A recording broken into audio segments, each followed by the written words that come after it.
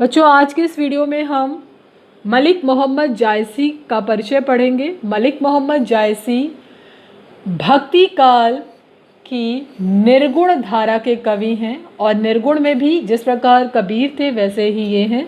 लेकिन कबीर जो हैं ज्ञान मार्गी शाखा के कवि थे, तो यह किसके हैं? यह प्रेम मार्गी शाखा के संत हैं। और इन्होंने जो काव्य लिखा उसे सूफी काव्य कहा जाता है।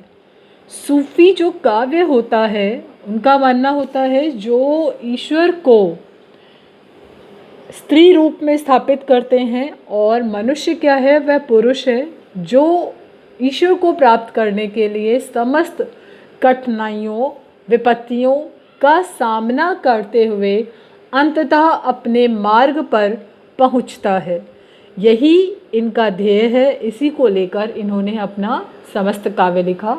पद्मावत इनकी सर्वश्रेष्ठ रचना है या महाकाव्य हम कह सकते हैं, और महाकाव्य है। और इन्होंने जो अपना महाकाव्य पद्मावत लिखा, पद्मावत की भाषा अवधी थी और उसमें जिस छंद का प्रयोग किया वह दोहा चौपाई छंद है।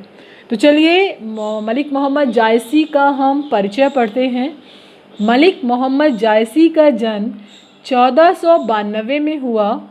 मलिक मोहम्मद जायसी अमेठी उत्तर प्रदेश के निकट जायसी के रहने वाले थे। इसी कारण वे जायसी कहलाए, मतलब इनके नाम के साथ जायसी शब्द जुड़ा। वे अपने समय के सिद्ध और पहुँचे हुए फ़कीर थे। उन्होंने सैयद अशरफ और शेख बुरहान का अपने गुरुओं के रूप में उल्लेख किया है।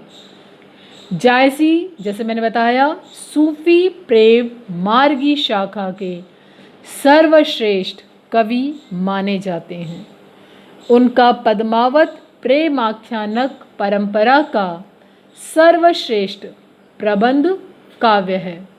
भारतीय लोक कथा पर आधारित इस प्रबंध काव्य में सिंहल देश की राजकुमारी पद्मावती और चित्तौड़ के राजा रत्नसेन के प्रेम की कथा है। जायसी ने इसमें लौकिक कथा का वर्णन इस प्रकार किया है कि वह अलौकिक लगती है या अलौकिक और परोक्ष सत्ता का आभास होने लगता है। इस वर्णन में रहस्य का गहरा पुट मिलता है। सूफी काव्य अपने आप में रहस्यात्मक काव्य है। निर्गुण भक्ति में स्वयं ही रहस्य है।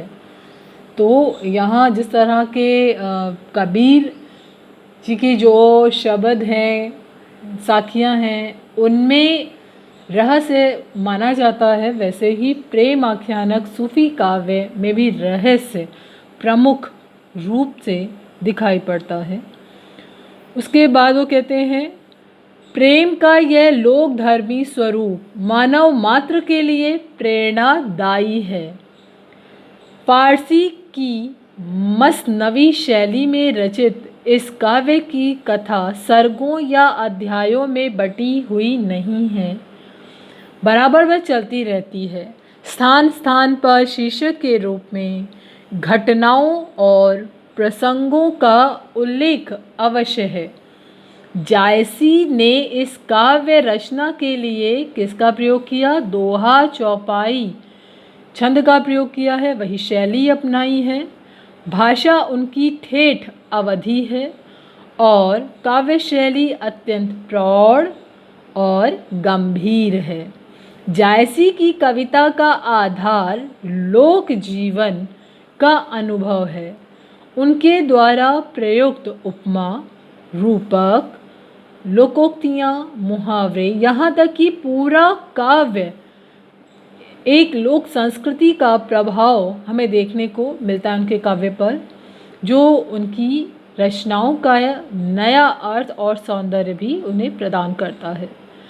पद्मावत, अखरावट और आखिरी कला जायसी जी की प्रमुख क्या हैं? कृतियाँ हैं।